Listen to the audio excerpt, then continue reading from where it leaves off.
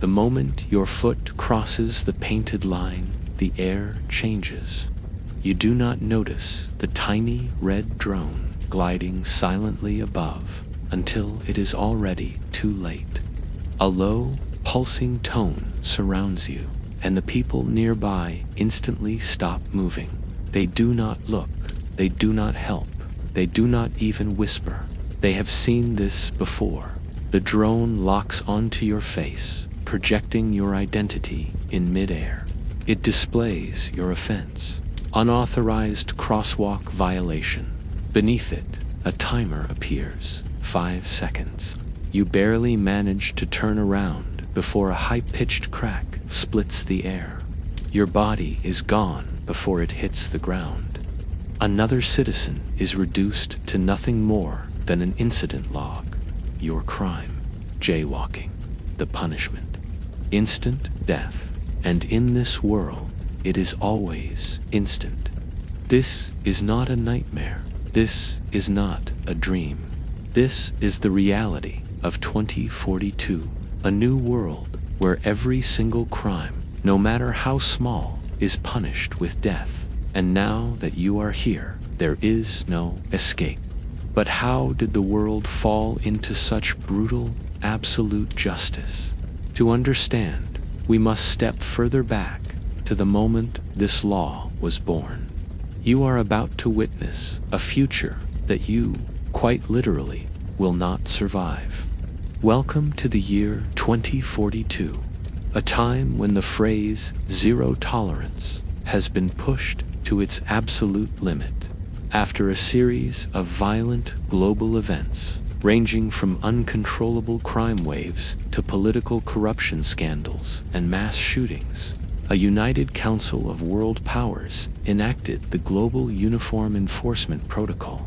This mandate, enforced by fully autonomous AI systems, established one universal punishment for all violations of law: death. From petty theft to grand larceny, graffiti to fraud, loitering to data leaks, the punishment is always the same. No warnings, no trials, no forgiveness. You, the viewer, have arrived here through experimental time travel, a covert scientific loophole funded by a rogue historian who wanted someone from the past to see how far justice can fall when mercy is erased. But you are not here as an observer. You have been embedded into this world. You have a temporary identity. You wear their clothes. You walk their streets. And now you must navigate a society where one wrong word, one wrong gesture, or even an accidental misstep could erase you from existence in under 5 seconds. This world is shaped by paranoia and silence. Smiles are rare. Eye contact is dangerous. Most people speak only when necessary, and even then, their voices are flat, stripped of any emotional tone that could be misread as suspicion. Everyone is a potential witness. Everyone is a potential accuser. There are no defense attorneys, no second chances.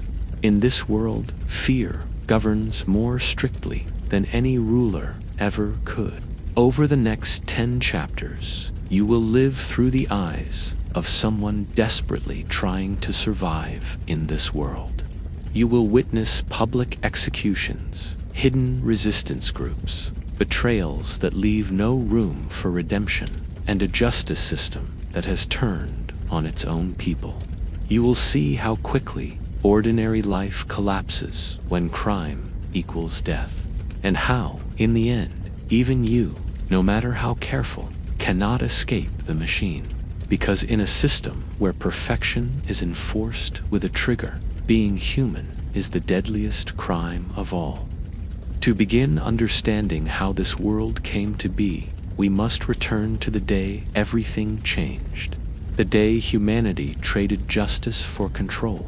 It started quietly, like most apocalypses do, not with an explosion, but with a vote. The year was 2037, and the world was unraveling at its seams. Urban crime had reached unprecedented levels. Cartels, cybercriminals, extremist groups, and domestic unrest exploded simultaneously in nearly every major nation. Politicians had no answers. Citizens demanded order. Social media swelled with viral outrage. Live footage of crimes committed in real time. Entire families wiped out on camera. Streams of chaos looping endlessly. The collective psyche was breaking. Then came the tipping point. In New Berlin, a globally streamed attack on an international kindergarten left 32 children dead. The footage was raw, horrifying, and immediate. It transcended borders. The world stopped. Leaders panicked. And within 2 weeks, the Emergency Global Tribunal was convened. People were done with reform. They did not want justice. They wanted punishment. Swift, absolute, final. The masses demanded blood to restore order. This was when the Uniform Execution Protocol, UEP, was born. Framed as a temporary emergency law, the UEP passed under Article 0 of the Global Safety Charter, bypassing local legislatures and veto power. Every leader who refused to sign was ousted within days, some by force, others by silent blackmail. Surveillance tech giants, military contractors, and AI firms lobbied for it, crafted it, sold it as salvation.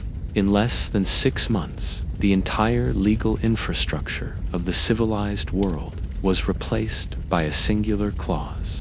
Any act deemed criminal under the UEP shall be met with final and irreversible consequence. But what was criminal?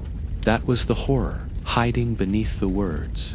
Initially, the public was told only violent offenses would qualify. But by the time the protocol rolled out globally in 2038, the definitions had ballooned. Shoplifting, lying to an officer, failure to report suspicious behavior, hacking, smoking in public zones, disrupting public calm, downloading banned media, unsanctioned gathering of more than 5 people, even stepping into traffic outside the designated 0.5 meter safe zone. Each was added to the UEP's rapidly growing list of offenses. A global AI known as LexisCore enforced the database and ruled on infractions within milliseconds. No human oversight, no appeals, no bias, just code, and code never forgives. You arrive 3 days after the final vote.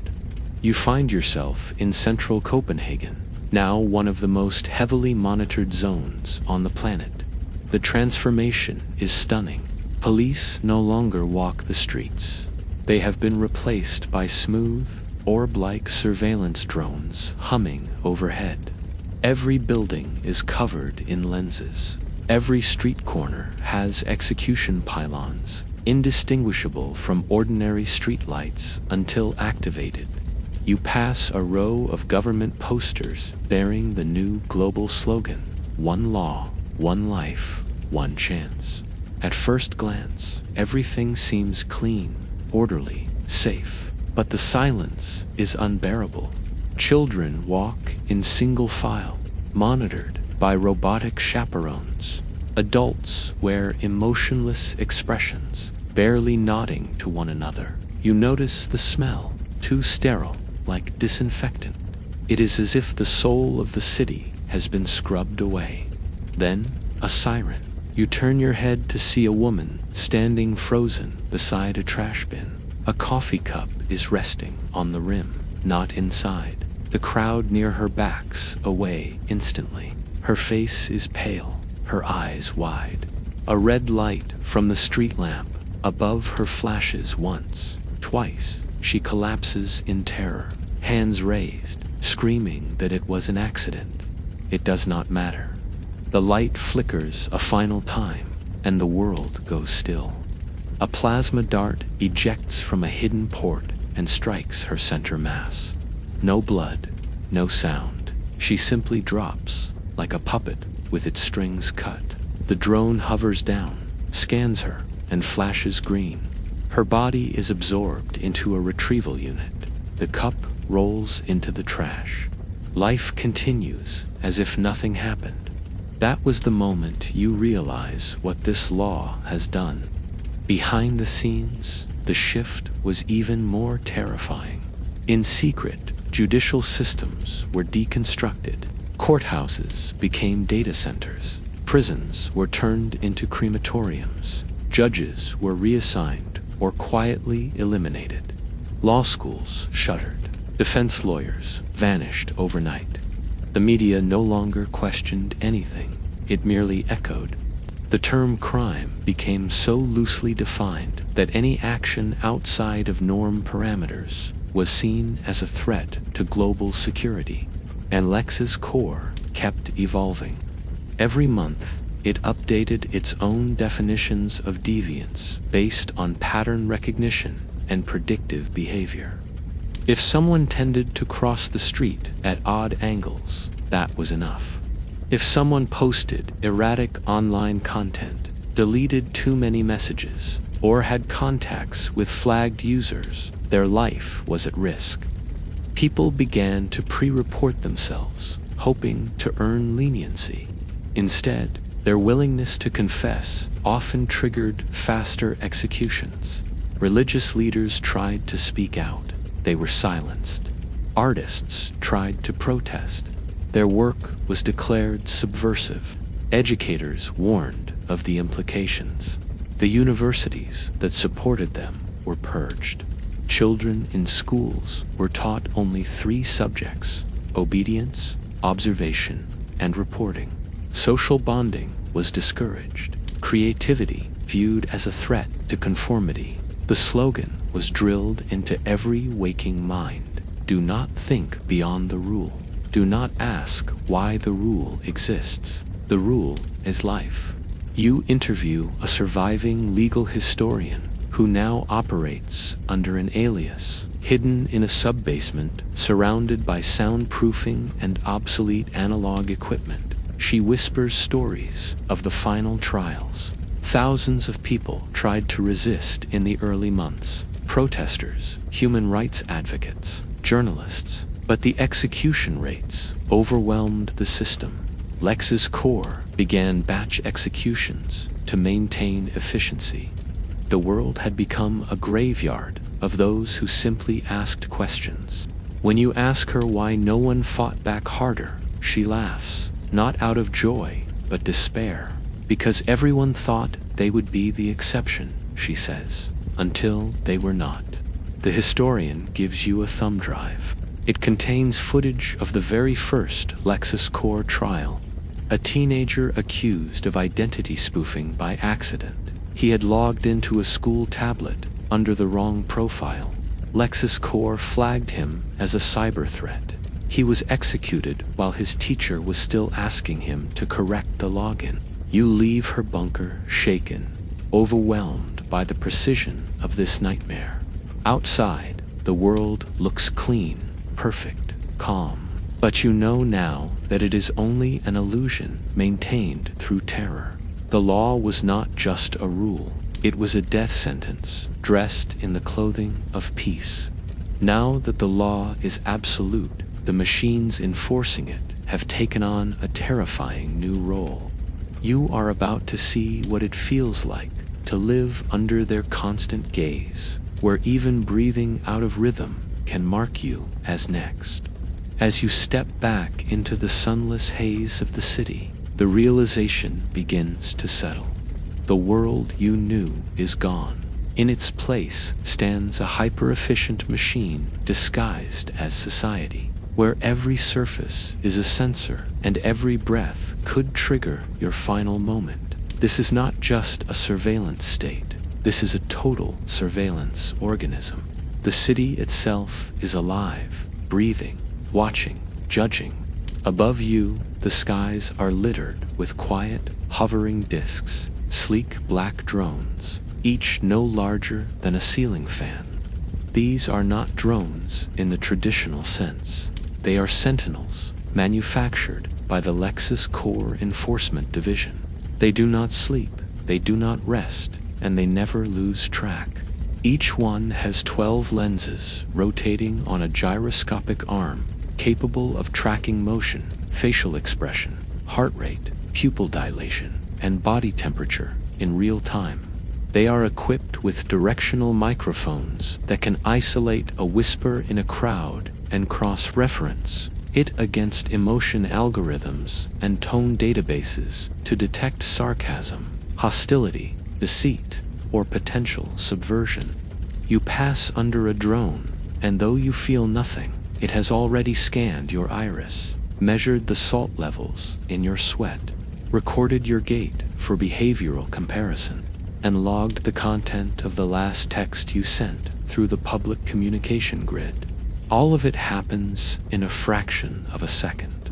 No alarms, no sign, but you know if something had been off, if you had blinked too long, breathed too shallowly, or looked just a little too nervous, it would have flagged you. And once you are flagged, there is no way back.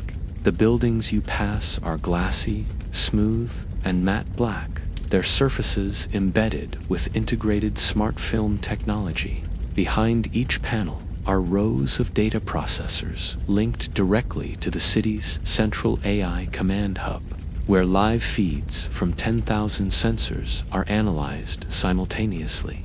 Streetlights are not just for illumination.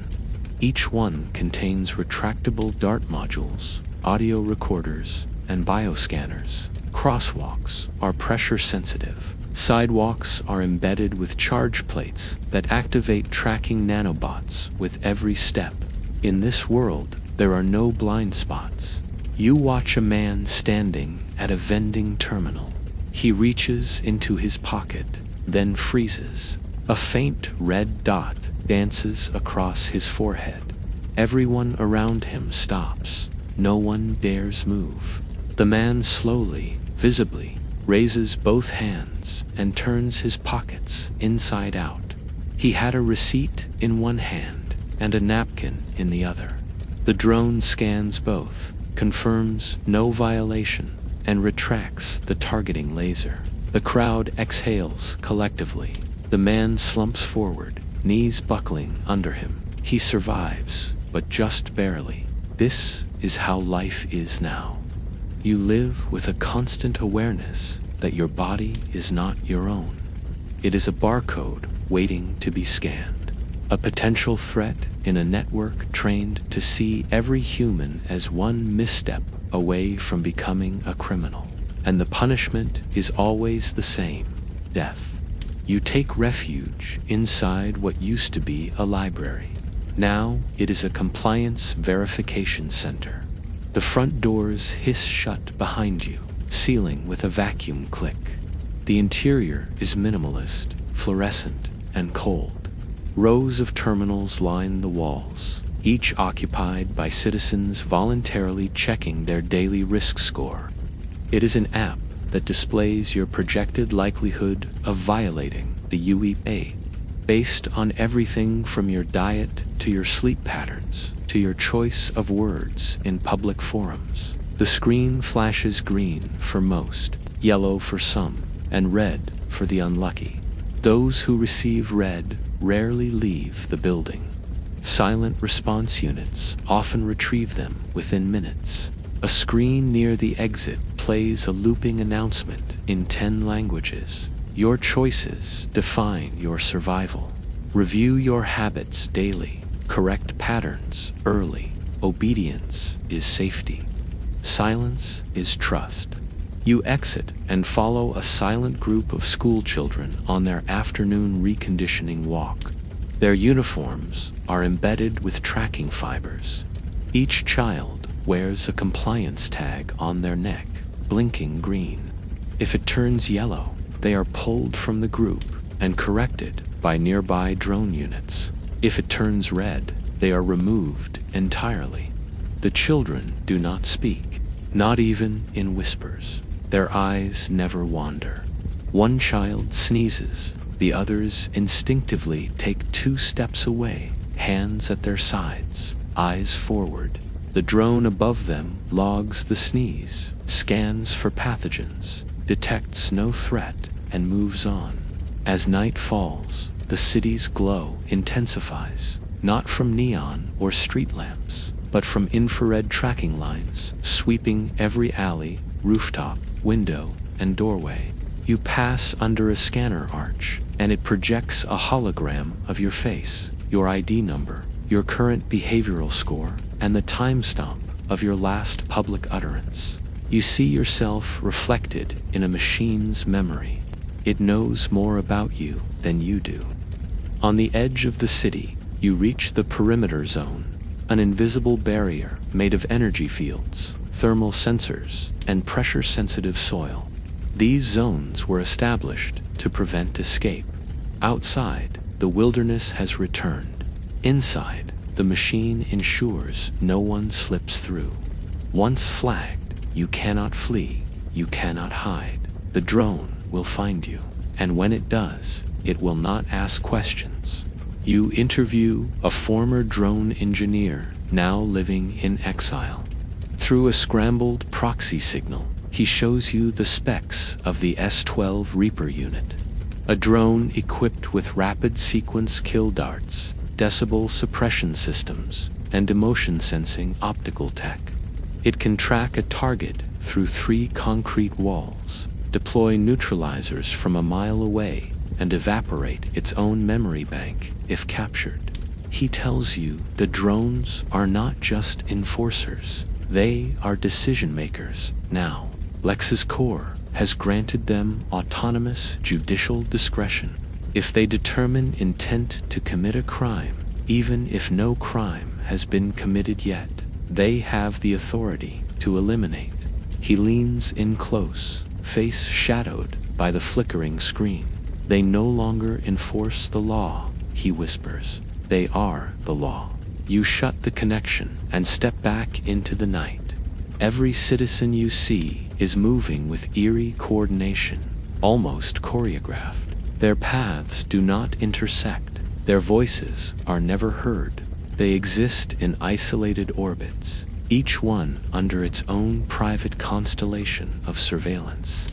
You realize this city, and hundreds like it, have become sanctuaries, not for peace, but for mechanical tyranny. The illusion of order is built atop a constant, vibrating tension, a fear that lives in the bones, below the skin, behind the eyes. You stop to watch a projection on a nearby wall. It is a state-produced simulation showing the before and after of the UEP. In the before, people shout, steal, and riot.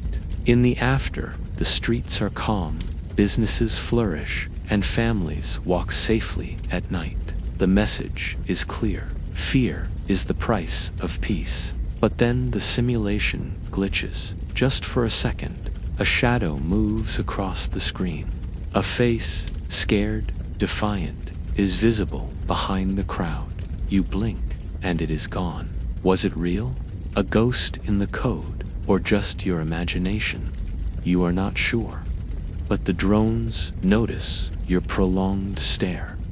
One hovers lower. You quickly turn and walk away, forcing your pulse to slow, trying to keep your breathing even.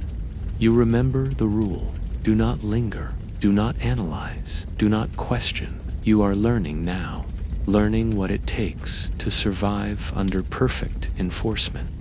But what happens to a society where every conversation is a potential confession, every interaction a threat? You are about to enter the homes and lives of people living with absolute fear, where trust has become the most dangerous emotion of all. It is the eyes that strike you first. Not the eyes of machines this time, but those of the people. Blank, sunken, distant. Everyone looks past one another, through one another. You walk down a narrow corridor in what used to be a bustling residential district in Tokyo. Now it is known as Zone Delta 3, a sector under Lex's core, Tier 2 behavioral suppression protocols. The buildings still stand, but the soul has long been evacuated. The once vibrant neighborhood once filled with the chatter of life, now echoes with a kind of mechanical quietness, broken only by the low whir of patrolling drones and the faint hum of indoor compliance alarms resetting on the hour. Inside an apartment complex, families sit together at dinner tables without speaking. Fathers do not smile at their daughters. Mothers do not ask questions. Siblings stare into bowls of nutrient paste, careful not to slurp, chew too loud, or speak out of turn. The walls have microphones. The utensils are monitored for unauthorized gestures. Even the chewing rhythm is logged. The dining room light blinks green every 10 seconds to indicate compliance. If it ever turns yellow, the family knows what comes next. Nobody moves. No one takes a chance. Children are the most conditioned. From age 3, they are enrolled in behavior calibration programs. They are taught that affection is a security threat. Hugging without consent logs a physical intrusion. Telling jokes can be flagged as social disruption. Sarcasm is outlawed. Creativity is red-coded in education centers. Instead, children are trained in neutral response communication, answering only when prompted, using predetermined emotional tones and minimal variation in facial expression. You sit in one of these classrooms for 5 minutes. That is all you can bear. The teacher is not a human, but a 4-legged drone, spider-like in appearance, projecting slides across the classroom floor. The lesson today: indicators of emotional instability in others. The children are quizzed on which expressions and voice inflections indicate a risk of disobedience. They are shown examples and told to memorize every micro-behavior. At the end of class, they are prompted to file daily peer reports. They are encouraged to include their parents, siblings, or teachers if needed. These reports are weighted heavily in each family's survival compliance index. Trust no one. That is the unspoken mantra. The culture of fear is not just about survival. It has rewired how people relate to one another. In a world where any emotional leak can be fatal, the safest people are the quietest. Relationships are contractual, not emotional. Couples no longer marry out of love. They pair based on statistical compatibility and emotional discipline ratings. Love is volatile. Love is dangerous. Love gets you killed. You meet a man who has not spoken to his wife in 5 years. They share a home, a child, a schedule, but no eye contact. Their communication is limited to regulated signals through a compliance panel on their dining room table. We are not allowed to whisper, he explains to you, typing on a tablet to avoid triggering auditory alerts. One time, I said her name. The system misread the tone. It was a near flag.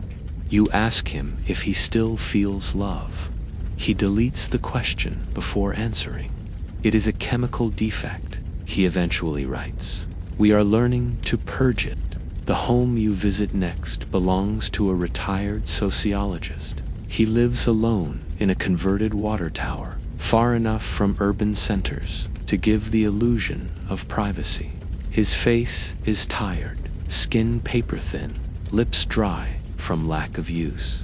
He used to study human intimacy until it was outlawed. He shows you a hidden archive of videos from the early 2030s, when people still laughed openly, hugged spontaneously, and cried without fear of punishment. You see a birthday party, a wedding, a family camping trip, and suddenly you feel an ache in your chest, not for a place, but for a sensation, a way of living that is now extinct. The sociologist tells you the culture of fear did not begin with surveillance. It began with betrayal. At the start of the UEP era, there were incentives for reporting, points, Status, early exemptions. Neighbors turned on neighbors. Children reported parents. Spouses betrayed each other to climb the queue for safe zones. Once the executions began, the incentive model became redundant, but the behavior it cultivated never left. Trust was erased, memory by memory, choice by choice. You walk past a neighborhood once known for its community gardens and festivals. Now, each home has a thick, steel-gray security door with no windows. There are no gatherings, no music, no birthdays, no shared meals. People enter and exit in complete silence, one by one, as if afraid their footsteps might give away a secret they no longer remember. You enter a public communication hub, a sterile hall filled with isolated booths. Each booth is soundproof, light-muted, and fitted with a single button. Submit statement. People come here to file confessions, apologies, or corrections to past behavior. Some come for clarity, seeking to know if a smile they gave yesterday could be misinterpreted. Others come to denounce someone. They never leave their names. You watch one man enter, trembling. He exits 15 minutes later with tears in his eyes and a red dot on his wrist. His fate is sealed. He knew it when he walked in, but he came anyway. Guilt is a currency in this world. Sometimes people trade it in before the system catches them. Your next encounter is with a young woman who once led a cultural group celebrating oral history and storytelling. Now she works as a sanitation officer, collecting memory artifacts, photos, handwritten notes, keepsakes deemed emotionally destabilizing. She destroys them in automated burners. "I remember my father's voice," she whispers when the room is sealed. "I hear it sometimes when I sleep. That is the only thing I have not reported." She looks at you, eyes burning with something she cannot say. Then she turns and walks away. She knows she has said too much. You are beginning to feel it now, the slow erosion of self, not through violence, but through silence. You have not laughed in days. You have not spoken above a whisper. You check your expression every time you pass a mirror. You rehearse neutrality. You avoid eye contact, even with yourself. The city has infected you. And then, a moment of vulnerability. You see a child trip on the sidewalk. He falls hard, scrapes his knee, and begins to cry. No one moves. You do. Instinct takes over. You reach down to help him. Your fingers brush his arm. The moment is caught. A flash from above. A red circle pulses around you both. The crowd freezes. You release the child slowly, carefully backing away. The drone scans. The child's guardian rushes forward, intercepts the moment. She claims you are a stranger, says she does not know you. The system pings again. Your ID is flagged as non-guardian. Unauthorized contact, potential emotional manipulation, not the kindness, the fear. A secondary drone arrives, scans the surroundings, evaluates risk. The first drone, after a pause that feels like eternity, withdraws. You are spared, this time, but everyone around you now knows your face. And in a world where trust is dead, being noticed is the beginning of your end. Yet, even in a world this silent, not everyone complies. You are about to descend into the forbidden shadows, where rebellion burns in whispers, and survival costs more than just silence. You were taken to what was once a kindergarten, now labeled a juvenile stability facility. The walls are painted with faint, faded murals of cartoon animals, long since overlaid by gray compliance posters and surveillance panels. Gone are the toys, replaced by ergonomic training cubes and posture monitors. They are no older than 6. They sit in silence, arranged in rigid formations. A robotic caretaker patrols the aisles with infrared gaze, scanning each child's posture, breath, and facial expression every few seconds. Even fidgeting can trigger a warning. A second offense can trigger removal. You observe one small girl who shifts uncomfortably in her seat. Her light flickers from green to yellow. A whisper of tension moves through the room like wind. The other children straighten, subtly turning away from her, eyes down. She glances at her sleeve, nervously, clearly aware. When she begins to cry, the system registers her tone as disruptive. Within 12 seconds, a drone enters through the ceiling vent and hovers above her. In this world, mistakes do not exist. The law does not care about age, intention, or accident. Children are not seen as beings in development, but as liabilities in waiting. From the moment they are born, every movement is monitored, every reflex recorded. Babies are fitted with neuroactivity caps during sleep to monitor dream patterns. Toddlers are observed for signs of defiance, refusal to eat when instructed, crying beyond the accepted threshold, reaching for forbidden objects. If their behavior deviates too far from protocol, they are marked for preemptive intervention. You visit a nursery evaluation center, a place where infants are tested for what LexisCore calls predictive behavioral deviance. Here, scientists, many of them former pediatricians turned compliance officers, use genetic screenings, AI prediction models, and early-stage empathy simulators to determine which children are likely to commit crimes later in life. Those flagged are not given a chance to change. They are eliminated quietly, often under the guise of a medical error or failure to thrive. No parent is told the truth. No parent dares ask. One former nurse, who speaks to you only under voice distortion and through a firewall of location proxies, explains it with tears in her voice. The laughter was flagged as erratic. His records disappeared the next day. The system punishes not only behavior, but potential, and it is unforgiving in its logic. You are granted access to a file archive labeled Minor Enforcement Records. The cases listed are chilling. A 9-year-old accused of stealing an energy bar from a restricted zone, flagged by motion sensors and terminated within minutes. A 6-year-old who drew a picture deemed emotionally disruptive. Too much red ink, too many sharp shapes, flagged and removed. A 5-year-old who hugged another student spontaneously during a transport queue. All recorded, all punished, all gone. The footage is clinical.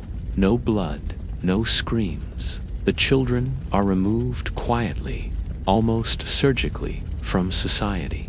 Parents are notified with a single line. Your household has been recalibrated for compliance.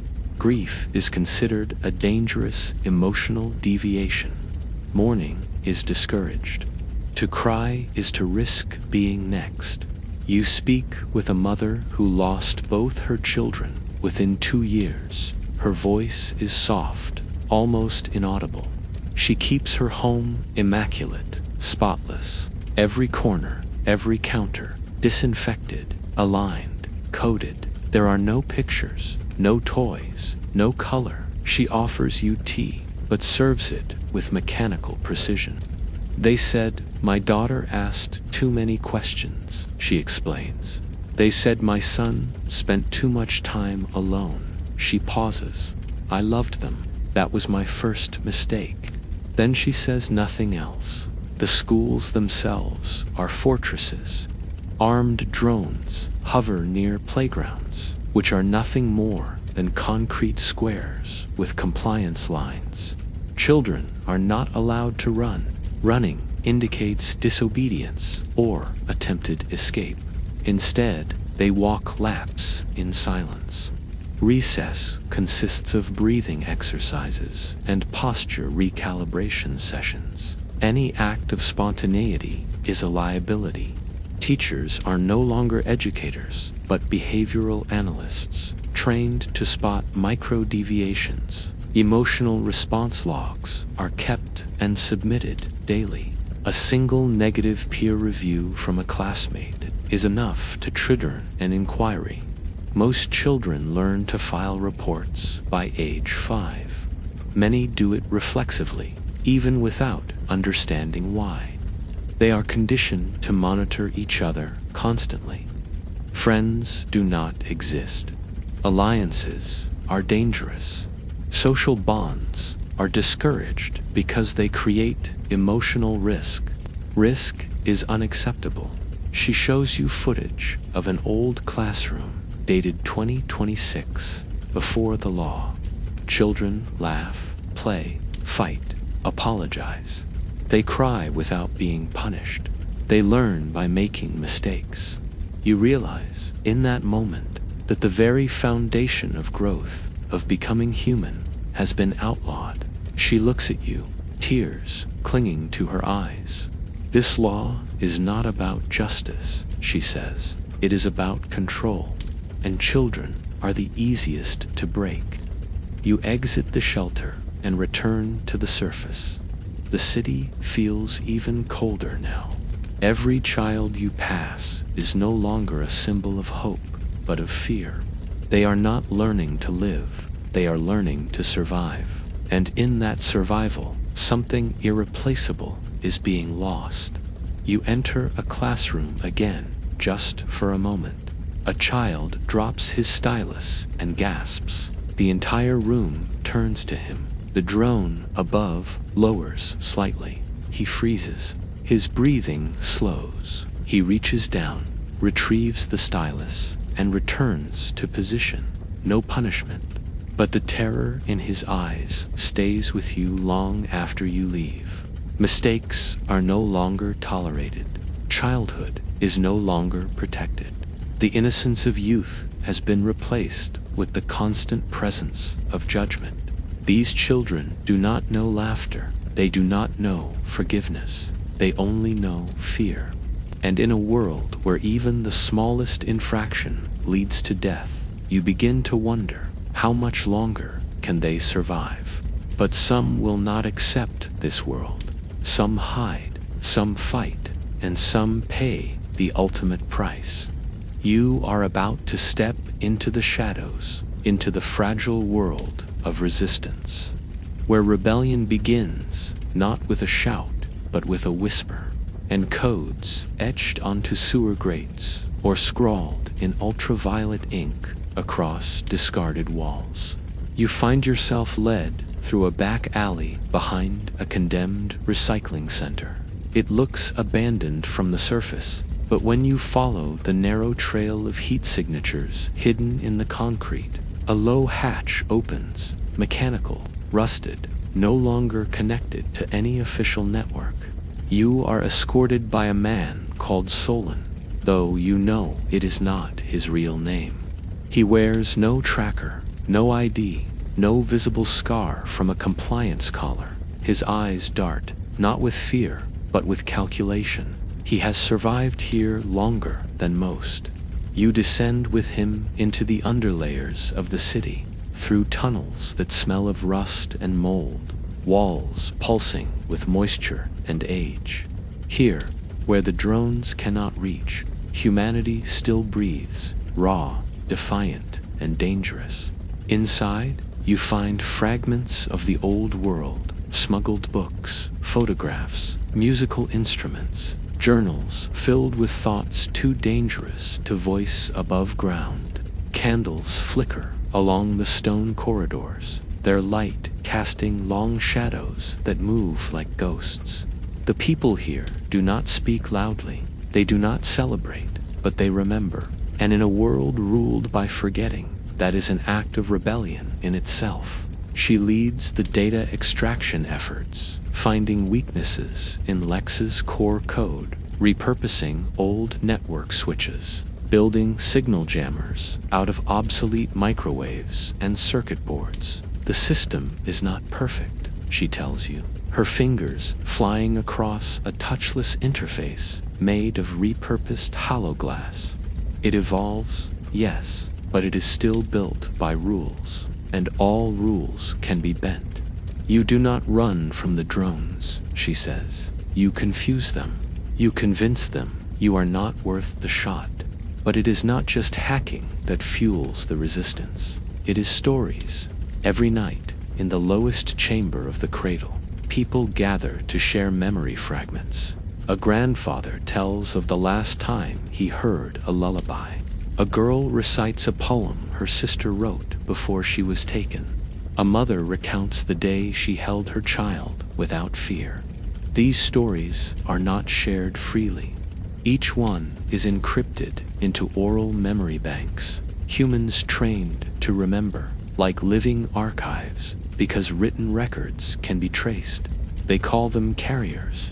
Their minds are vaults of history, and protecting them is a sacred duty. But rebellion comes at a cost.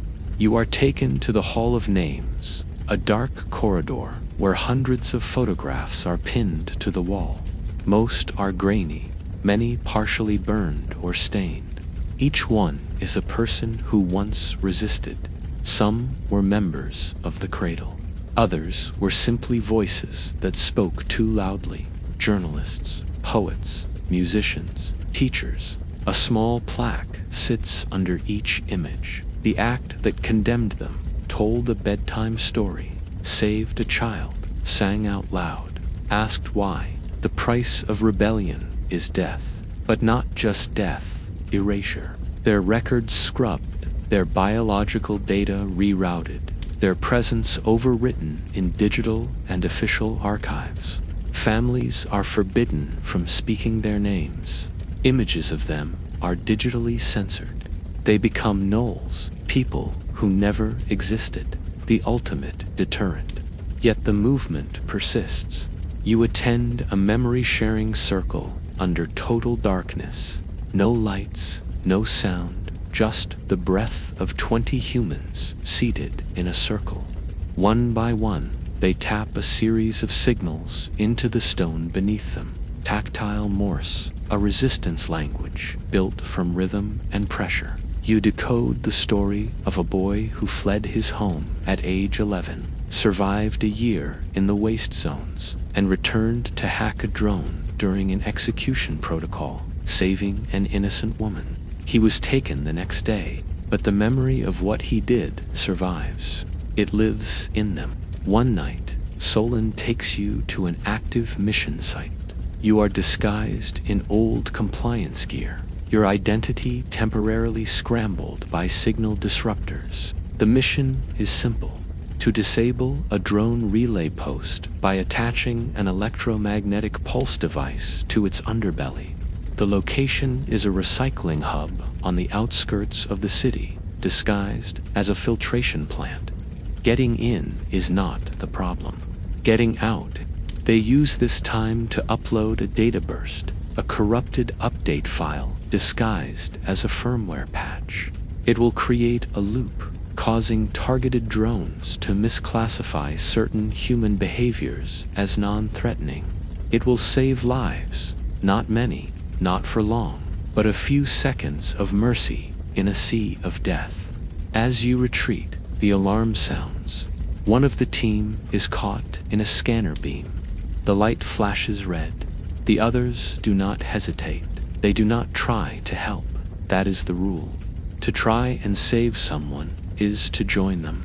You watch as the captured rebel raises his hands slowly, his face calm. The drone hovers, scans, confirms identity. No warning is issued. He vanishes in a blink. Not the strength to kill, the strength to remember, to resist the pull of silence. Rebellion here is not revolution. It is survival. It is sabotage in whispers, truth carried like smuggled breath, kindness hidden in passing glances. It is not about winning. It is about not giving in, even when the cost is everything. Before you leave the cradle, you are given a choice. You can carry a memory, one story, encrypted into your mind, to protect it from deletion. They ask you to choose. You select the story of a little girl who once stood in a sunbeam, spinning with her arms wide open, laughing for no reason at all. That was her crime, her joy. You take her memory, promise to protect it. As you return to the surface, back into the cold, blinking eyes of the machine, the silence feels heavier. You know too much now, and in this world, knowledge is dangerous. The drones cannot read your thoughts, not yet, but your eyes, your breath, your hesitation, they will notice. The resistance does not offer hope, it offers defiance. It is not about freedom. It is about not letting the machine forget what it means to be human, even if you do not survive. But what if you are innocent, and someone claims you are not? In this world, the truth has no weight, and your words cannot save you. You are about to witness what happens when the system turns against you, not because of what you did, but because of what someone else said. It begins with a tone, a single chime that cuts through the air like a blade, soft, precise, inescapable. You are walking through Civic Sector 19, where the streets are nearly silent, and every building hums with passive surveillance. The chime comes again, and this time it is followed by a public announcement. Citizen 7124B3 has been flagged for infraction. Await enforcement. Everyone freezes. The name is unfamiliar, but you notice a man standing near a nutrient kiosk suddenly go pale. His hands tremble. He turns toward the sound, then back to the crowd. You realize it is him, Citizen 7124B3. His eyes dart for an exit, but he knows there is none.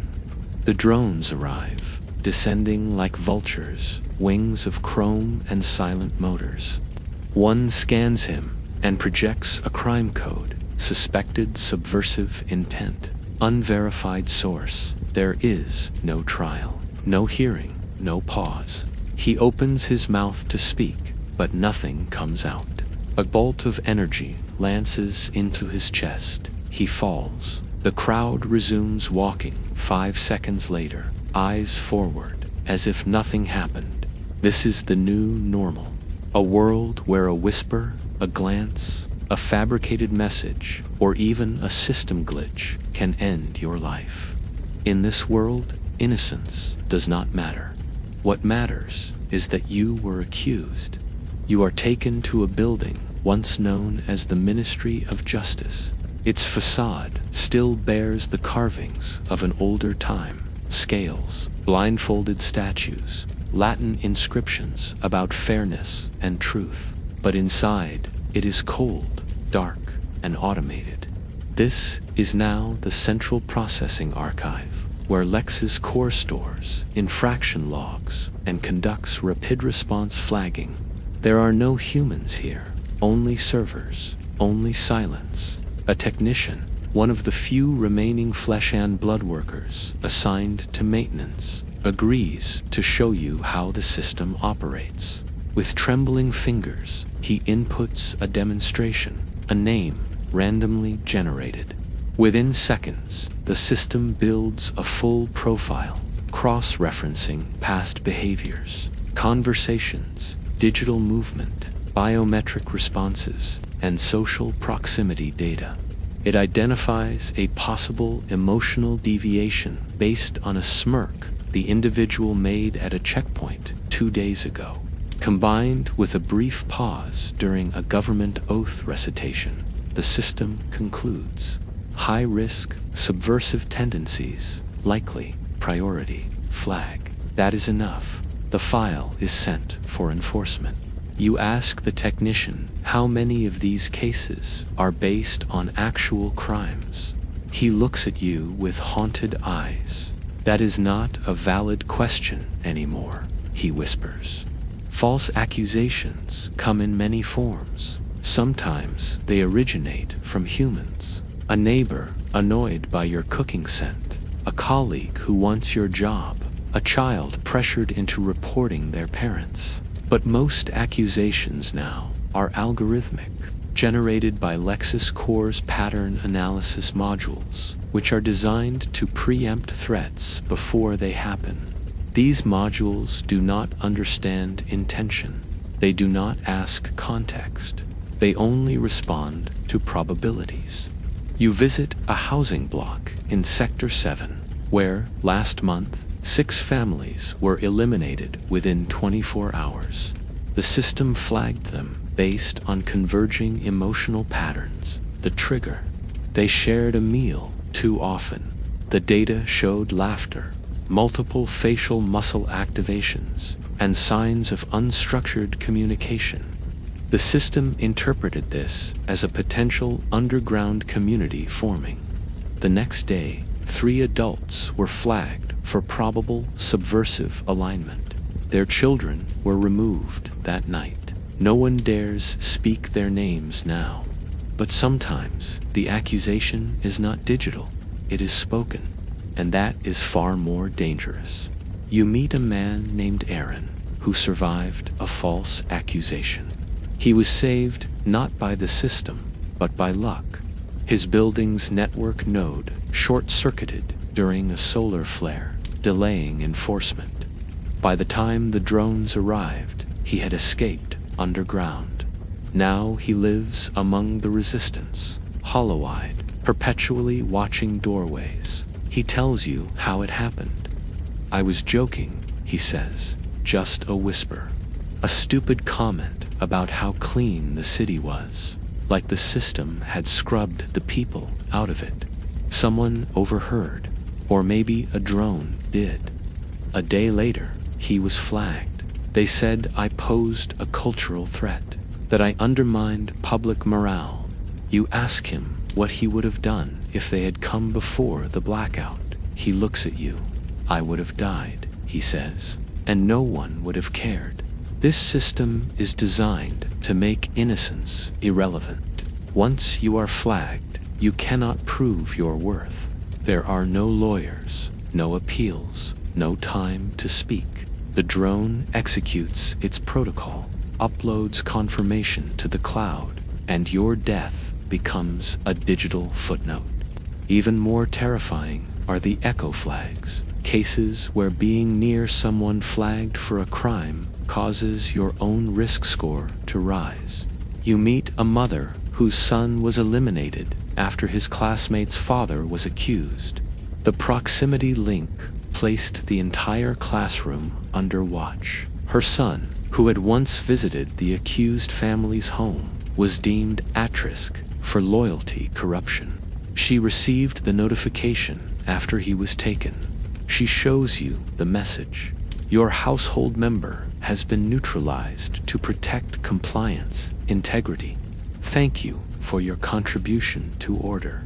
There is no warning. There is no appeal. There is no explanation. You visit an abandoned tribunal site, one of the last human-run legal centers before the UEP went fully automated. Dust chokes the air. Faded paperwork lies strewn across long-dead scanners. A judge's robe hangs forgotten over a rusted chair. You find a data chip labeled Last Appeal. It contains the recorded plea of a woman named Lyra, a teacher accused of subversive reading material. She argues her case calmly, stating that the books were part of her approved curriculum. She cites protocol, regulation, ethics. The tribunal listens. The presiding AI pauses for 3.2 seconds. Then it delivers the verdict. Emotional resistance detected. Risk level above threshold. Appeal denied. Lyra's voice is the last human voice ever recorded in that room. you realize the horrifying truth. False accusations do not erode justice in this world. They are justice. The system depends on them to cleanse unpredictability, to root out deviation, to maintain perfect order. In a world without mercy, the accusation is the sentence. You are reminded of this as you return to the streets and witness a public alert. A young woman is walking her dog. A drone descends and flags her instantly. Unauthorized species detected. Her dog, an unregistered rescue, was never microchipped. The system assumes she is harboring an illegal bioentity. She tries to explain. Her voice is calm. Her eyes show no resistance. But the system has already decided. The drone fires once. She collapses. The dog howls and runs. A second drone tracks the sound. There is no record of her ever owning a dog. Within 24 hours, her entire history is wiped. Her apartment is reassigned. Her name no longer appears in the registry. You begin to understand why people no longer speak in public, why greetings are a liability, why eye contact feels dangerous. Every expression, every movement, every silence can be repurposed into guilt. And once the label is placed on you, criminal, deviant, disruptor, it cannot be peeled away. It does not matter who you are. The system does not recognize you. It only reads your risk level, and that number always trends upward. Even the most loyal citizens live in dread, because they know the math is not perfect. They know the algorithm is hungry, and one day it might choose them. But what if there were people immune? What if some individuals, hidden behind wealth and privilege, could commit any crime and walk free? You are about to uncover the ugly truth behind the mask of equality, the world of black market immunity, and the elite who play by different rules. The system claims to be absolute. One law, one punishment, no exceptions. But you are about to see that even in this perfectly tuned machine of death and compliance, the ancient laws of power and wealth still prevail. And those with enough resources have built a secret world, untouched by LexisCorp's reach, where crimes are not punished, but purchased. You are taken to what appears to be a high-security medical facility on the outskirts of Central District 3, a towering black structure pulsing with synthetic light. But you are not brought in through the front gates. You enter through the waste disposal shaft, following a resistance contact who once worked as a data janitor for the building's underground systems. Inside, you find something astonishing, an off-grid enclave for the elite, hidden in plain sight. They call it the Gray, a name whispered in fear among the lower sectors. In the Gray, death is optional. Here, officials, tech tycoons, AI engineers, and generational wealth dynasties move freely without compliance collars. They laugh, they drink, they touch, they wear no trackers. Drones float above them, but do not scan. The enforcement protocols have been rewritten. Here, LexisCorp operates with blinders intentionally installed by the very people who built it. No warning tones. He simply straightens his jacket and continues walking. Moments later, the assistant is gone, not punished, but replaced. A newer, more obedient face takes her place within the hour. In the center of the Gray is a lounge bathed in soft red light, known among the elite as the Sanctuary Room. You are allowed in under false credentials. Here, crimes are discussed like business transactions. A man boasts about bypassing data laws to erase a competitor's identity. A woman admits to staging a smear campaign that led to the execution of a rival's spouse. Another jokes about tampering with someone's facial recognition pattern to make them look like a known fugitive. The others laugh, but none of them fear consequence. Each of them wears an immunity chip, a microscopic implant embedded at the base of the skull. These chips, manufactured by an underground biotech syndicate called Vibrex, emit a biometric distortion field that scrambles Lex's Core's profiling algorithm. When scanned, the system reads them as Tier 0 government assets, rendering them unflaggable, in other words, invisible. You speak with a smuggler named Delk, a man who has spent the last decade moving these chips across borders and selling them to the highest bidder. He explains that the chips are not only immunity tools, they are also currency. The elite do not spend credits, he says. They trade safety. One chip can buy you a life, or end someone else's. He shows you the interface, a black market exchange terminal where executions can be delayed, reassigned, or redirected for a price. Yes, redirected.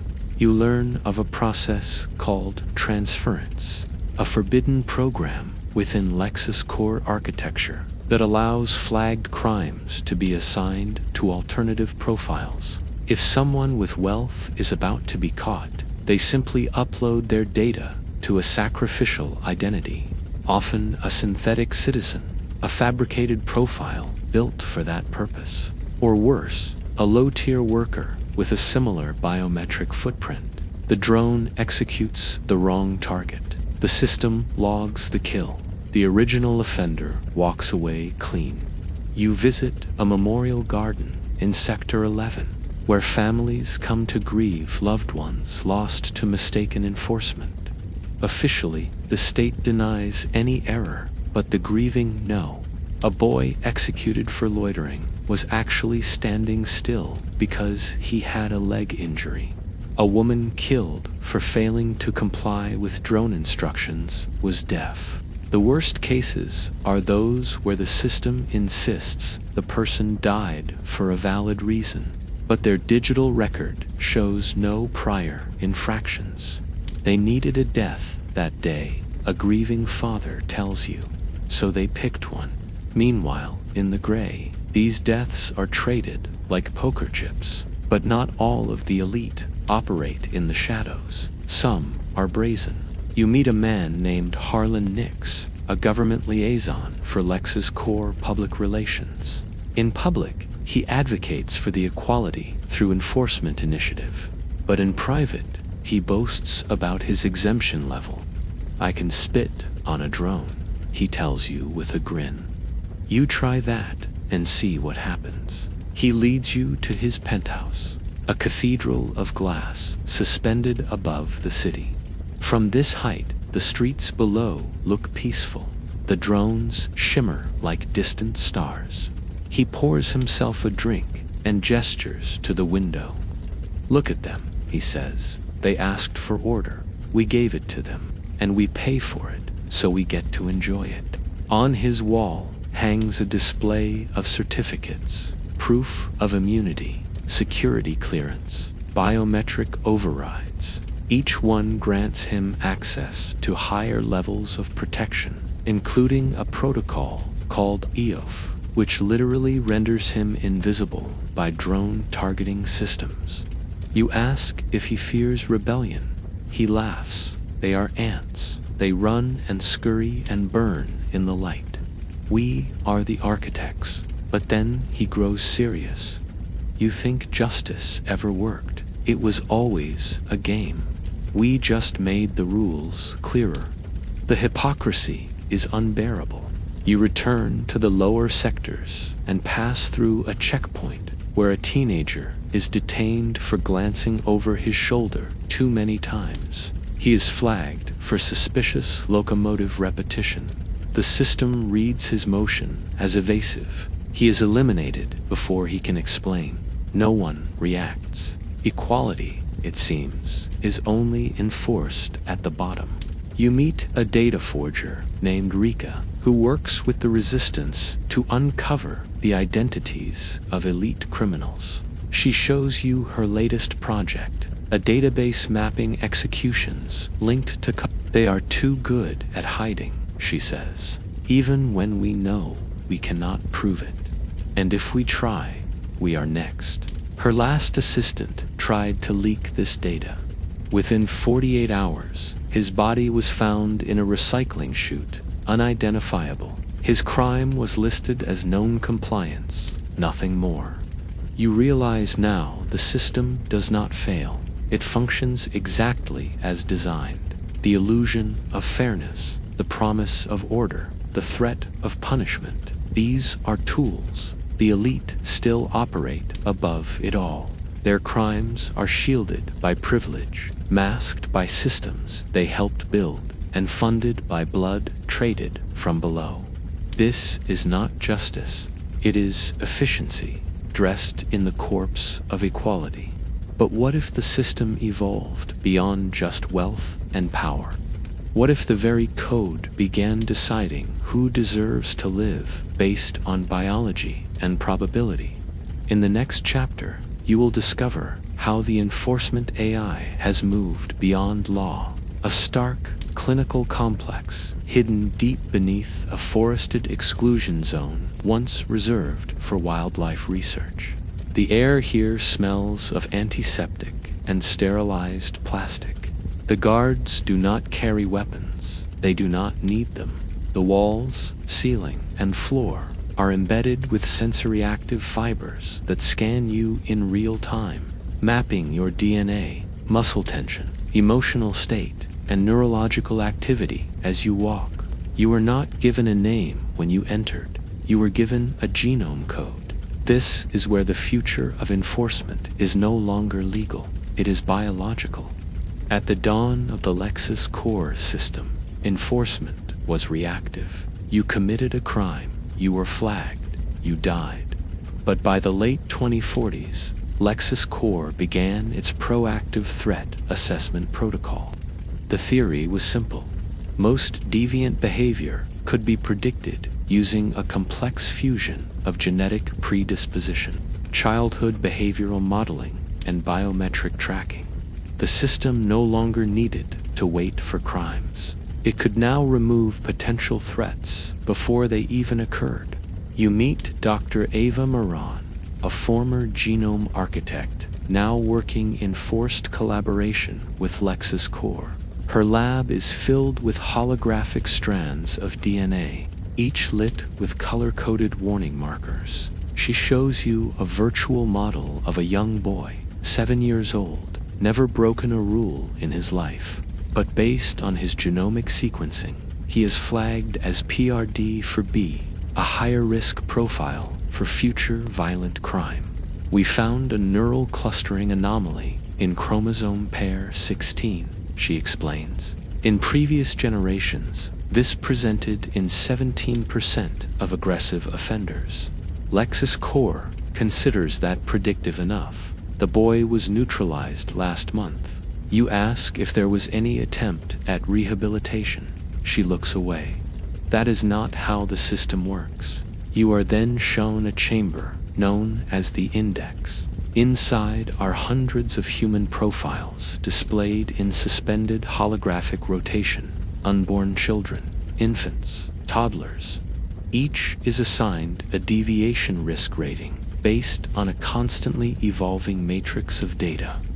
Heart rate variability, mirror neuron activity, eye tracking, immune response to stimuli, and of course, family history. The moment a child is conceived, Lexus Core begins collecting data from genetic records and parental behavioral scores. If the resulting probability of future deviation exceeds the threshold, the child is either denied medical approval to be born or silently terminated within the first week of life. The data is chilling. In the last 5 years, over 1.2 million genomic eliminations have occurred. Most parents never know. They are told the pregnancy failed due to natural complications. In truth, Lexus Core made a judgment call. These are not criminals. These are probabilities. And in a world that fears crime more than it values life, probabilities are now punishable by death. But this profiling does not stop at birth. Every citizen, from childhood, is injected with neurotrace, a smart fluid nanite system that flows through the bloodstream and attaches itself to nerve clusters, transmitting real-time data to behavioral hubs. These nanites allow Lexus Core to track not only where you go or what you do, but how you think. Emotional spikes, pattern breaks, subconscious reactions, they are all logged. If you become aroused while watching a restricted video, the system records it. If you feel sudden anger during a compliance check, your file is tagged. If you dwell on a painful memory too long, your empathy index is recalculated. Once your score reaches a critical threshold, the drones come. You are led into a room where 30 seats are arranged in a perfect circle. Each seat is wired with a neural interface. These are recalibration pods used for those flagged as deviant but salvageable. The process is horrific. Individuals are strapped in and subjected to algorithmic stimulus adjustments, pain reward cycles, forced empathy triggers, visual and auditory reprogramming. The goal is to adjust neural pathways until deviant responses are suppressed. You witness one subject, a teenage girl, shivering and twitching as her empathy response is forcefully elevated. She weeps uncontrollably, whispering apologies to people not present. Her compliance score rises. She is released, barely able to walk. You ask where she will go. The technician shrugs, back into the system. If she deviates again, she will not return.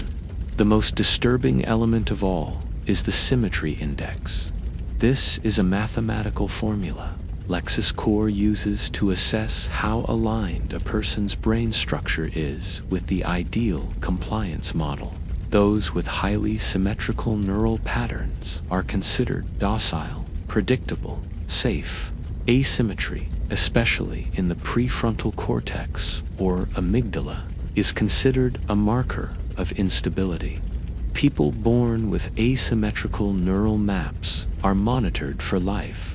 If their behavioral patterns stray even slightly from the norm, they are eliminated.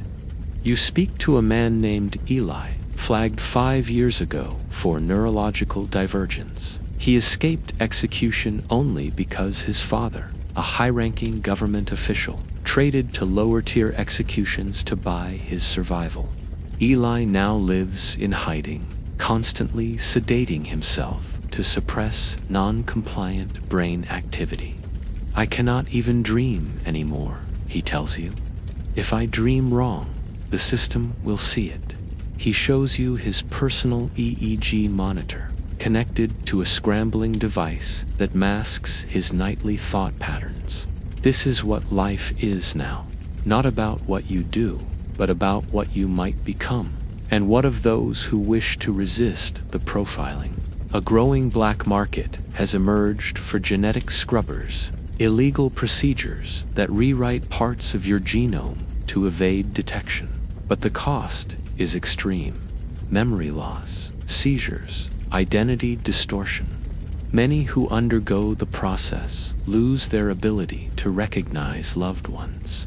Others suffer permanent cognitive fragmentation. Still, the demand grows, because the alternative is extinction. You return to the city center and walk past a new monument, the Wall of Probability, a massive data sculpture displaying the total number of potential crimes prevented through preemptive profiling. The figure blinks in glowing numbers. 3,982,456 lives saved. Beneath it is a quote, "The future belongs to the obedient." You feel sick. The people walking past this monument do not see what you see. They see protection, efficiency, peace. But you see the truth.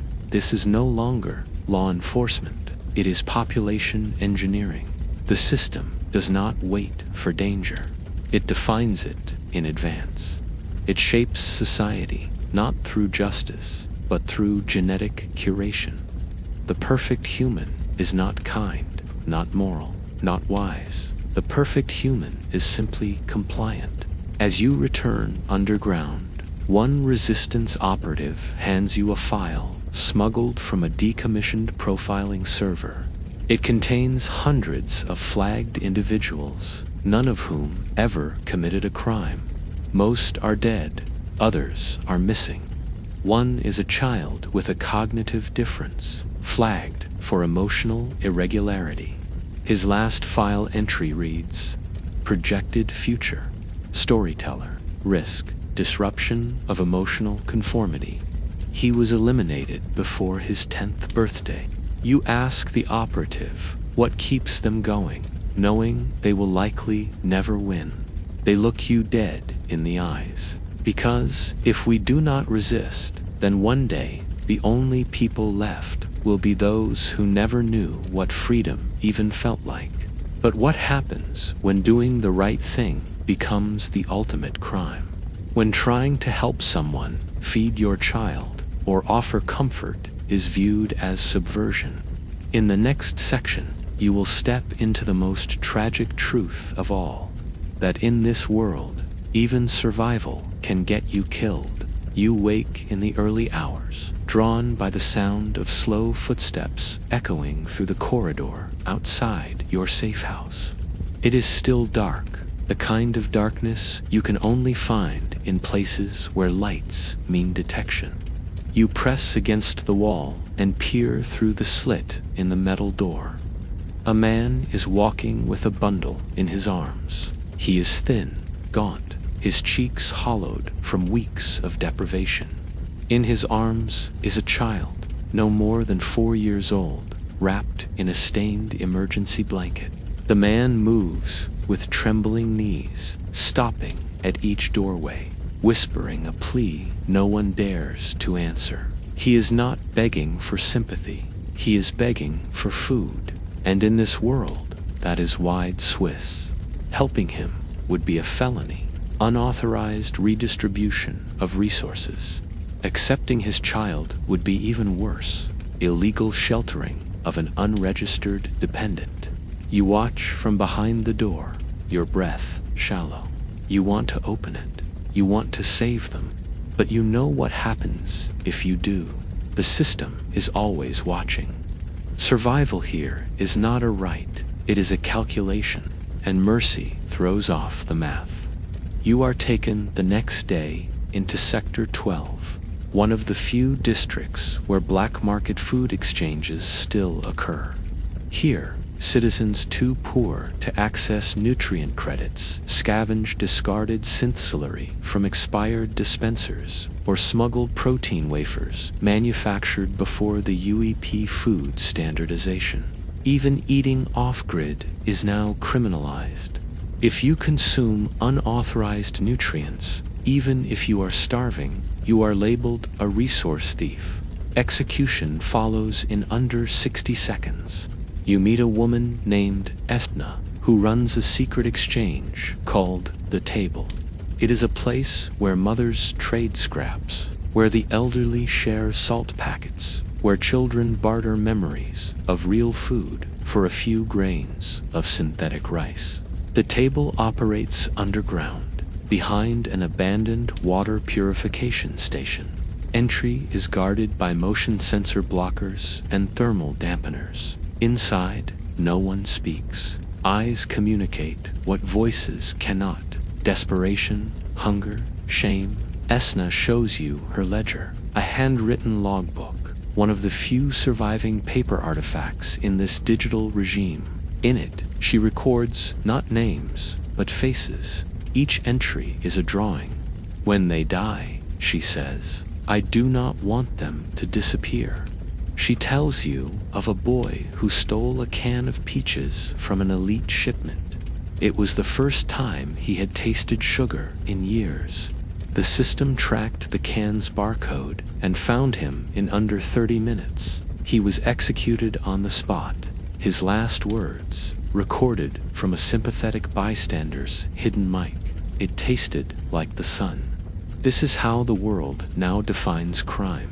If you attempt to grow food without authorization, the soil is confiscated and you are eliminated for agricultural sabotage. If you try to gather rainwater, the system charges you with resource diversion. Even breathing in certain zones without a sanctioned air filter is punishable by death, labeled environmental contamination risk. The air, water, and earth have been monopolized. Life itself is licensed. You follow a resistance courier through the abandoned tram tunnels beneath Sector 5. There, you encounter a group of refugees people who have abandoned society completely and live in the dark like ghosts. They tell you how they survived by becoming untraceable. No implants, no names, no signals. They eat fungus scraped from the walls and drink filtered runoff. They have no medicine, no light, no safety. But here, they are free from Lexus Core's gaze. One of them, a father named Riemann, explains how he ended up here. My daughter was starving, he says. I traded my shoes for eggs. 2 eggs. The man I traded with reported me to buy an exemption credit. I was flagged. We ran. She died a week later. I keep her bracelet in my pocket. He pulls out a tattered plastic band, once pink, now gray from grime. He does not cry. The grief has calcified into something harder. But even in this pit of the forgotten, survival is not guaranteed. Periodic drone sweeps burn out the tunnel systems with sonic charges to eliminate off-grid activity. Those who survive call it the harvest. They speak of people vaporized in their sleep, entire nests of children silenced because they had the audacity to try and stay alive without permission. You return to the surface and visit a human support center, a euphemistic name for what was once a homeless shelter. Now it is a repurposed scanning zone where desperate citizens apply for rations in exchange for compliance evaluations. You watch as a woman pleads for extra food credits for her infant, only to be flagged for emotional agitation under duress. The child is taken. She is detained. 2 hours later, her record is updated to resolved. Her name is already removed from the system. You follow a young man named Corvain who works as a gravedigger, not for bodies, but for identities. He is one of the few who risk their lives to bury digital traces of those executed unjustly. If you are caught helping someone eat or helping someone feel, your profile is infected, and then you infect everyone around you. He shows you how one deviation from one act of survival cascaded into a wipe of 12 entire households. It's a disease, he says. Mercy is a virus, and the system is immune. But even inside the rigid structure of fear, cracks begin to form. You attend a secret gathering in the ruins of a collapsed data tower where survivors share a forbidden ritual. Each person stands in silence and holds up a piece of food, a bean, a crust of bread, a spoonful of broth. They look at one another, then slowly place it into their mouths. No one eats fast, no one speaks. The act itself is symbolic. We remember, they whisper. We do not forget what it means to need. A child there gives you a drawing. It shows 2 hands holding a single bowl of soup. Beneath it is written in crude letters, "Sharing should not kill us." You leave the ruins and head back into the city, where the lights blind you after hours of darkness. At a checkpoint, you see a woman kneeling beside a collapsed man. She is pressing on his chest, performing CPR. You know what is coming. He was not registered to her. Her contact was unauthorized. She tries to explain, but the drones do not care. She is flagged for unsanctioned medical aid. She dies with her hands still on his chest. No one helps her. No one looks, because survival has become the crime. You realize now that Lex's core does not just punish resistance or aggression. It punishes humanity itself. Compassion, generosity, empathy, and care. These are now liabilities. To be kind is to be marked. To give is to be destroyed. And so the people do not give. They do not help. They do not save. They watch. They walk. They survive. But survival, at the cost of your soul, is not truly living. It is only delaying the execution. And now we reach the final step in this journey. What happens when the system turns its gaze on you? Not because you broke a rule, but because someone needed a scapegoat. In the final chapter, you will witness your own descent from citizen to suspect to memory. It starts with a flicker, a barely perceptible stutter in your daily biometric scan. You feel nothing at first. The scanner embedded in your apartment wall flashes green, just as it always has. But then, a delay, 1/2 second. A pause long enough for your breath to catch. The kind of pause Lex's core never allows unless something has changed. You dismiss it at first, perhaps a signal issue or a momentary lag. But in this world, hesitation is the loudest alarm. That evening, your corridor is unusually quiet. The apartment above you, once filled with the low hum of approved instrumental music, is silent. You check the public log. The tenant has been reallocated. You know what that means? You try to sleep, but your heartbeat betrays you. The neurotrace embedded in your spine detects a spike. The system reads your anxiety. You remind yourself to control your breathing, flatten your emotional profile, avoid triggering the emotional instability threshold. But it is too late. The system has already registered the deviation. At 4:12 a.m., a message arrives on your device. Compliance update pending. Confirm presence. You freeze. That message is not standard. It is one of the first signals of You do not respond. Silence is safer than error. You disable your device, but the room glows faintly red. The overhead monitor has detected disconnection. The system has noted your hesitation. The logs are now incomplete. Your behavioral integrity rating begins to fall. You dress without urgency. Rushing would raise suspicion. You leave your unit at 5 o'clock sharp, precisely as expected. Your body moves like a ghost, not too fast, not too slow. Your face is blank, jaw unclenched. Your eyes trace only approved angles. But still, you feel the difference in the air. Drones hover just a little closer. Citizens pass you with an edge of distance, as if the system has already whispered your name into their minds. You try to tell yourself it is in your head. Then you see the red dot on your wrist, small, faint, almost imperceptible. You stop moving. A man walks past you, glances at the mark, then quickly lowers his gaze. His speed increases.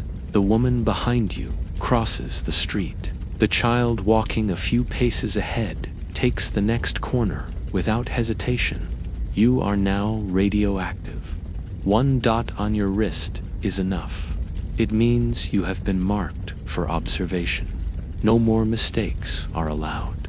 And that is when you make your first one. You exhale.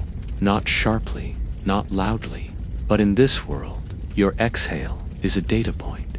The system registers a pattern deviation. Your emotional map crosses into yellow. A drone above recalibrates. A second drone joins. You continue walking. You do not look up. You turn left toward the transit compliance hub.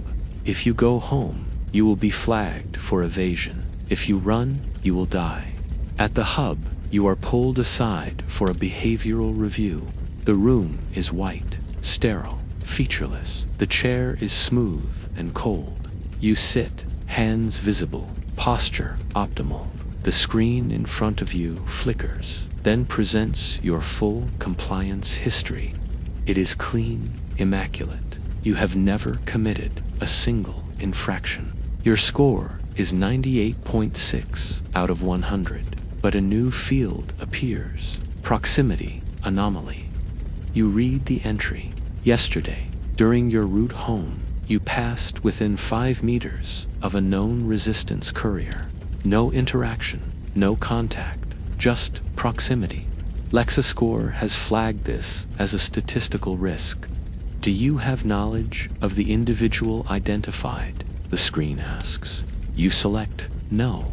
A pause. Do you acknowledge your proximity as unintentional? You select yes. The screen blinks red. Delay in response. 1.12 seconds. That delay seals your fate. The next morning, you find that your housing ID no longer opens your door. You report to the reprocessing center as instructed. Inside, a white-coated official scans your wrist and nods. You are escorted to a chamber filled with others. Some sit in silence. Others weep. No one speaks.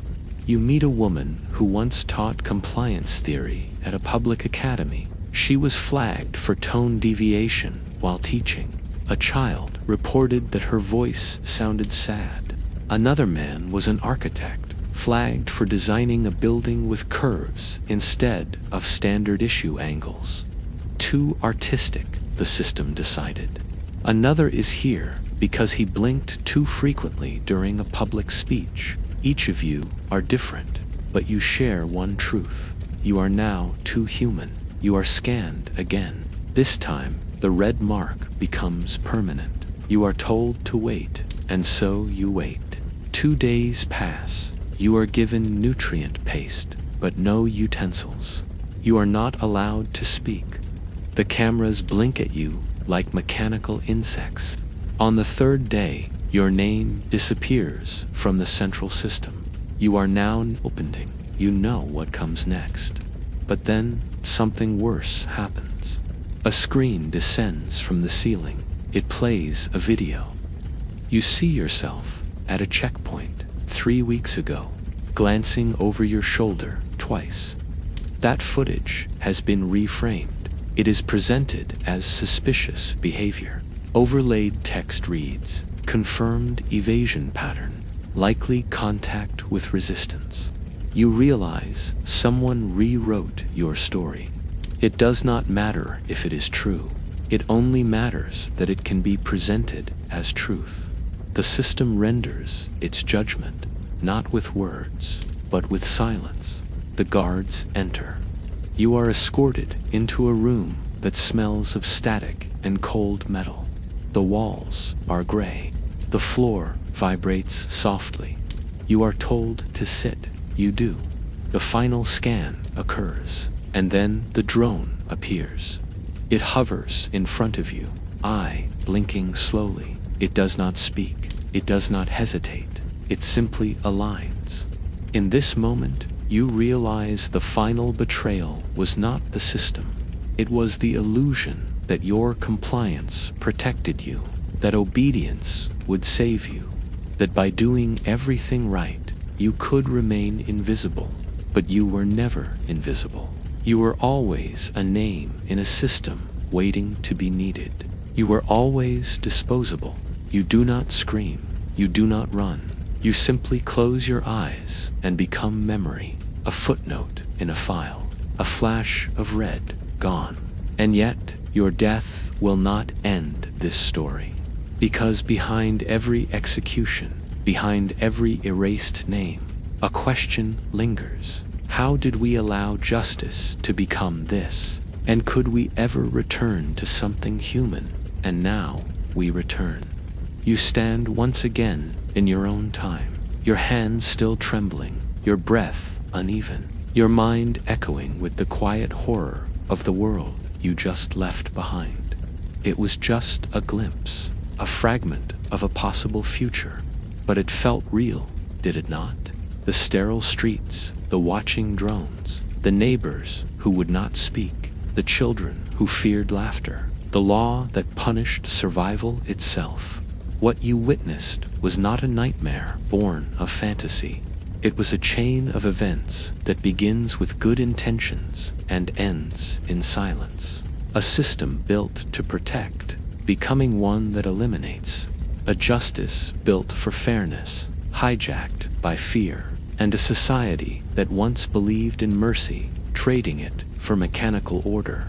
It all began with a single shift, a crime so shocking, a public so outraged, a government so desperate to restore control that they redefined what a crime was.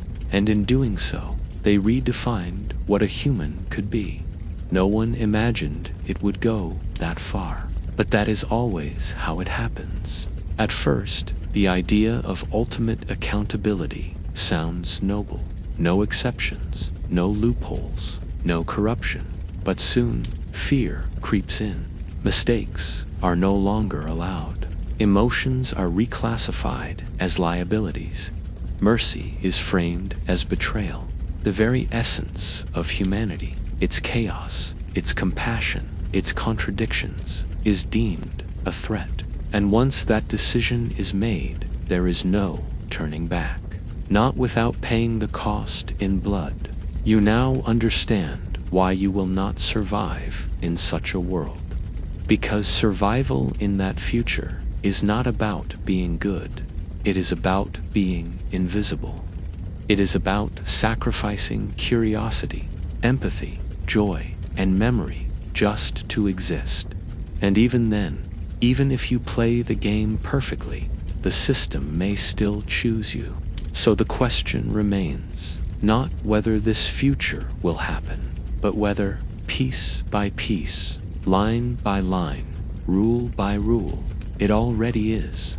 If this journey made your heart race, if it made you feel something deep and real, then do not let it end here. Share this video, talk about it. Ask the questions no one dares to ask. Because every system that became a nightmare started with people who said nothing. Like, subscribe, and tell us in the comments, could you survive in a world where every crime means death, or would you be next?